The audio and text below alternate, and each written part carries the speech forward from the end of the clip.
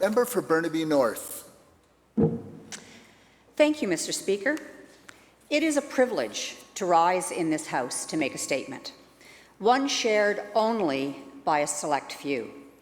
And Mr. Speaker, privilege is what I want to talk about today. My white privilege is something I've been thinking about a lot lately after watching some terrible images on TV. And as have many others, I've been wondering, how can I, as a privileged white person, be an ally in the movement to end anti-Black racism? Well, one way is to use my voice in this chamber to amplify the voices of those who have been muted before now. Voices like that of my constituent, Markeel Simpson. Never in my life have I ever been asked by the police to prove that I hadn't stolen the car I was driving. Markeel has 3 times, and he's only 25.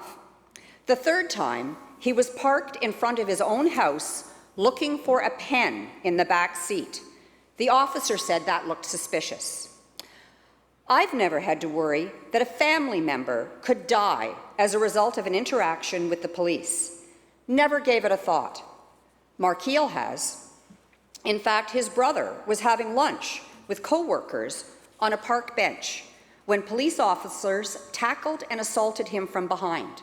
As a result, he has suffered adverse long-term trauma, all because of a mistaken identity. It was experiences like this that motivated Markeel to organize against anti-Black racism. He's been working to get Canadian Black history taught in BC schools as part of the core curriculum. He joined the BC Community Alliance, an organization dedicated to combating the structural inequities that create anti-Black racism. But it wasn't until the very public murder of George Floyd that Markeel's voice has been heard by so many. Today, in this House, I add my voice to his, not to speak on his behalf, but to make his voice louder. Thank you.